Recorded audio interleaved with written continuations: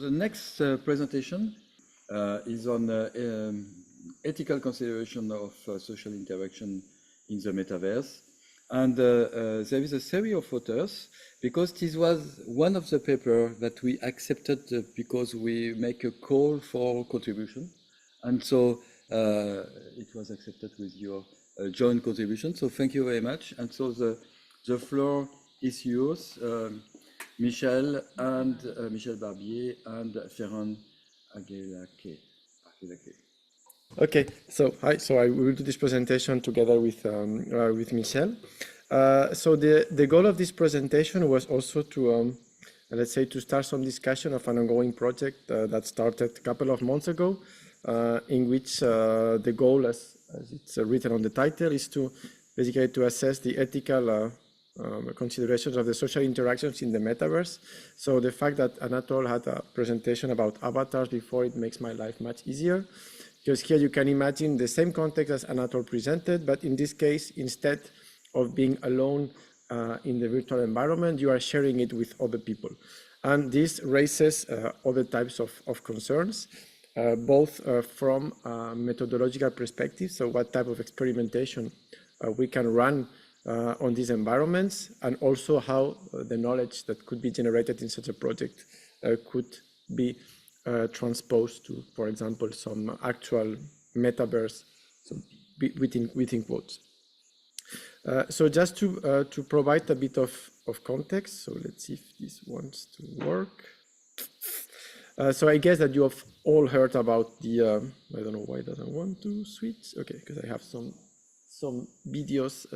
So I guess that you've heard all about this kind of metaverse. So of course, this was kind of the buzz created by Meta, but you can imagine this more as a social, let's say, or let's say a virtual reality application in which you could share this experience with other people. So here, for example, you have one of the most common examples of the most used one, which is VR chat. So basically, you can imagine it's kind of like a collaborative platform where you can connect and chat with your friends. And of course, you have this kind of capacity of customize your avatar, as you can see. So here it's basically there is no, how to say, no kind of homogeneity. So everyone can have its own crazy avatar. You can do whatever you want. And somehow this raises a lot of questions about what you can do in such environments, and how this, for example, it can be moderated, for example. So what type of content you could have.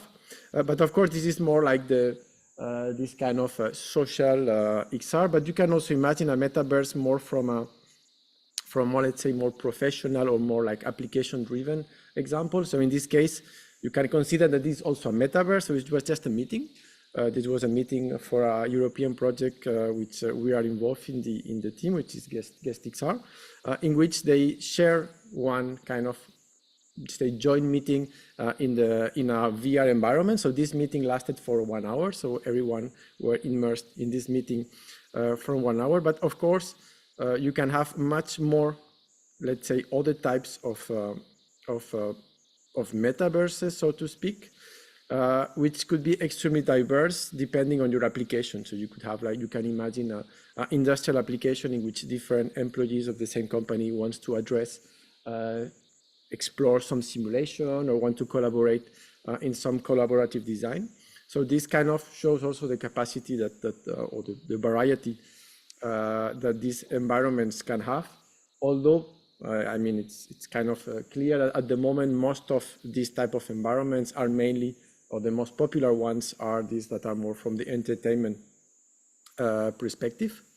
But before diving a bit on the topic, I wanted to highlight that for the metaverse or these kind of big social XR platforms, there are still a lot of challenges that needs to be solved before this can be kind of popularized. So it's, of course, it's spreading, but we will see also, I mean, we've seen that with Meta, the Horizon wasn't that successful, and there is still a lot of room for improvement. But there are challenges at the different levels. So technological challenges, for example, interoperability, how this metaverse can connect and share information among themselves. Of course, you have all about power consumption and the green, I mean, to make these systems more, let's say, eco-friendly. Of course, there is like an economical challenges. Also, what is the business model of these systems? So how they sustain these systems and basically how they can run them.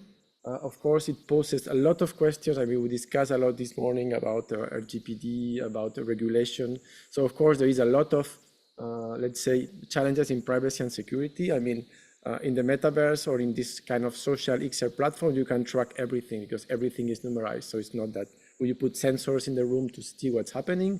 In these systems, you can actually track everything. And of course, there is still a lot of discussions, although of course I'm not expert, about law and regulations, or how these environments can be regulated, and basically what are the legal aspects. So you can do sorry, I forgot the word.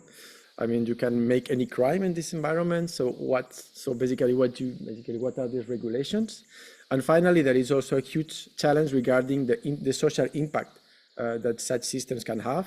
So of course, there is an issue of accessibility. I mean, who has access to these systems? Only, let's say, wealthy people. So how you can democratize such type of access. And of course, there is all the potential issues regarding mental health, like addictions, and this type of, I mean, if you see, there has been a lot of dystopian sci-fi films which try to put this into focus. So this is kind of the overall, basically to introduce a bit all the challenges. And of course, with all of this, there are some ethical challenges which are raised. And this is one of the main reflections. So we want to start today also with Michele, but this is some of the discussions that we will have, of course, during the project. So basically, if I do a more like a focus on what's actually the project. So the goal of this project in the research aspects is to investigate inappropriate social interactions in the metaverse. So this is the first things when the metaverse appears. So what we start seeing in the media. So basically we have all the issues regarding harassment and cyberbullying, which were extremely prominent in the media. Of course, this is really a sensible topic. These topics appear in reality. It happens in social networks. It is already a thing. But let's say in the metaverse, you have other type of enablers and other type of issues that arise due to the fact that it's kind of a game. So I mean, everything is allowed. So what is allowed, what is not allowed. So there is a lot still of things to understand. But also the like the metaverse or the virtual reality can also be a powerful tool to study these situations and maybe try to mitigate them. So for that, the project is structured in three main scientific objectives. So the first one is to understand these harassment behaviors in the metaverse. So how these behaviors can be considered or being, let's say, considered as a harassment, which also a strong impact on how to create these avatars. So how you can create these avatars which minimize, for example, this type of situations. Then one which of course might raise a lot of warnings is to try to identify these behaviors. So of course here you can imagine that a lot of things might, I mean, again, the bad and the good, of course it's always this duality, but how we can do that, for example, minimizing the data gathered, ensuring anonymity and so on and so forth. And then finally, a third aspect, and try to promote or create, let's say, tools that allow or to increase the safety of the users in such environments. So nowadays, the main tool you have when you are being harassed in such environment is just to take your headset off. So this would be the fastest one. But there is a way that we can improve these situations.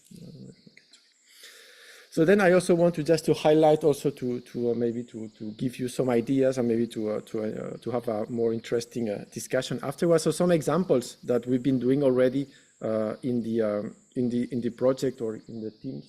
If I manage to find my cursor, yes, here goes. So for example, we've done studies to try to understand how people behave when there are other avatars in the scene. So in this case, was an experiment in which the avatars will our control with different types of motion. So avatars which are a bit more shakiness, like trying to generate some nervousness of the avatar, or avatars which calmer. So try to understand behavior. So how people will interact with these avatars in that context. So also in the team was also a lot of know-how in haptics. So for example, we also been doing some studies to try to foster empathy in such environments. So this is a good way minimize such a negative behavior. So if you can foster empathy, you will minimize these negative behaviors. But of course, you can also, for example, use this to kind of create, let's say, interesting effects. So in this case, we ran an experiment and you have two avatars, which both were proposing you something. Imagine a research project, they were selling you a research project, but really neutral topics. And we augment one of the avatars with vibrations. So we were, let's say, reproducing the voice through vibrations in the hand. And we observe a bias towards the avatar which was augmented with vibrations. So we showed some kind of bias in the behavior or in the decision making based on specific effects. So here, rapidly, you can imagine how we could turn this into a bad thing. So this is this could be happening, but also to find a more like good direction. So this is also some work done by the other partners from EDBAPS in Barcelona, in which they're trying to use VR to, let's say, for perspective taking, so to understand and make people understand these harassment situations. So in this case, for example, they embody a user in different configurations. So either was embodying the avatar which was being harassed. In this case, the idea was like you have three males seated in one table which were harassing verbally a female which was seated in another table alone. So by placing the user at different situations, you could observe changes in behavior, and that users which were actually embodied on the avatar of the woman in this case felt much more this harassment situation. And in contrast, when they're sitting in the group, in this case, the situation was less perceivable. So this is perspective taking, which also helps to improve how people understand these situations. And also, they also use this method for, Anatole presented rapidly, but this what is called the bystander behavior. So when you are observing a situation and how observing this situation might make you realize the issues in this one. So in this case, they were doing some treatments for people which were really accused of harassment, and they were punished while they were in prison by this, to try to raise the awareness of this situation as a therapeutic situation. And of course, this raises a lot of questions, and I will switch. Thank you. So the project just was funded recently and just started in June. So we haven't yet implemented any ethical recommendation, but this is one of the objectives of this proposal. So how will we do this? We will, of course, exchange continuously with Ferran, the scientist. We will implement an external ethics advisory committee in order to get their knowledge feedback in order to help us in raising. We want to sensibilize through summer school the student, the scientists about this issue, or the strengths of metaverse, but also the risk of bad use.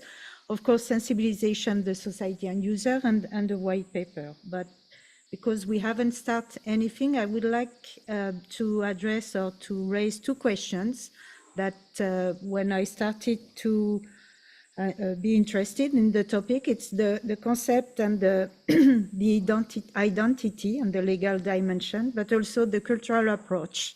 What is different at the local sphere? So, of course, I have read with great care this opinion from the Comité National Ethics. So, the avatars play a central role in the metaverse ecosystem. We have heard about the psychological, physiological issues, the illusion, the potential impact, and this is really amplified because of this evocative and convincing power, the real-time nature of this interaction, the first-person immersion and embodiment, this risk misrepresenting identities, promoting the stereotype, and the spread of hate speech and discrimination. And when I talked about to this issue with a lawyer, it was really interesting because the lawyers are urging us to remain vigilant of the legal risk from the digital twin project from the avatar. So if we have an avatar is a creation of a digital replica. and it's based on the own data. So there is an hybrid identity, can be an object, can be a person, or a way of interpretation of data. So this really challenged the legal system. So where are we? And we had the chance to meet Marina Taylor, and she was asking, should the twin be an extension of person or an asset in an immaterial representation of the individual? And if an avatar in the metaverse presents some harassment behavior, which legislation applies? So this was the first question regarding this environment. She was also questioning this notion that we heard this morning about the digital human rights, but this questioned the personhood and ownership. And there are some questions about the concept of person, identity, entitlement to rights and obligation, legal capacity, liability. And this is really some big questions. So this to say that there is a real need to reassess all the core legal concepts and to modernize the law. And that was really interesting what she said, because she said the line between human beings and things blurs, and the twin may occupy a legal gray area as a center of interest. So it's neither fully a person nor merely an object. So it blurs the line between being and having. So to be or not to be seems to be quite relevant here. So it's the viewpoint of a legal jurist. So this is really interesting. At this same workshop, we met some Japanese scientists, and this is Yukiko Nakano, who is a scientist working on multimodal dialogue system architecture. So, you know, in Japan, the avatar, the robots, there is a lot of interaction, and their cultural vision is really more interaction with this digital world, much more than me anyway. And they have, of course, identified the ethics issues related to the use of avatar regarding the customer harassment, the impersonalization communication, or the freedom of choice of avatar and the behavioral change. But what happened? So they identified ethical issues, but also at the same time, they have this huge program that is funded by the Moonshot, and it's about creating a virtual world infrastructure, clouds, where the humans can be free from limitation of body, brain, space, and time. And they are really putting a lot of money in that. So it means it's for children, for old people, elderly, from people, vulnerable group. So this is really questioning this cybernetic avatar infrastructure and these cybernetic avatars that they are currently working on. And of course, they provide some guidelines in Japan, which are quite similar with what we have. But in one hand, the Comité National Ethics says particular attention must be paid to potentially vulnerable people, especially children and teenagers. And we need measures to protect the youngest users, while Japanese scientists are pushing. They want to have equal opportunity to use this cybernetic avatar in their infrastructure. So it means children, people with disabilities, and the elderly should be encouraged to use this avatar, this metaverse environment. So we are in two dimensions. So how do we go with it? And this morning we have heard already, we already have some regulations, some principles, some recommendations about AI system worldwide. And this is not an exhaustive list, but there are already many that have been published in Europe, in the States, in Canada, in China, in Japan. So if it's not legislation, it's about guideline. There is the Global Digital Compact. There is the African Digital Compact, providing some strategies about the development of the AI system. So if everyone goes in his direction, we really need to find a way to harmonize and to I don't know how, I don't have the solution, I'm just raising the question. We have our colleague Alexei No, but this is a question. Where do we want to go? Can we harmonize? Is there is a way to think about or to implement legislation or guidelines while the cultural, yeah, it's finished. And then just the last one, we were saying that we, in the opinion, we need to raise awareness about the risk of attachment. And this is just this COMETS, the CNRS Ethics Committee had just released this document that I can send to you. It's about the attachment to social robots, and they are really calling for vigilance. So if you, I just wanted to highlight this point. Okay. Thank you. Hein, c'est trop long.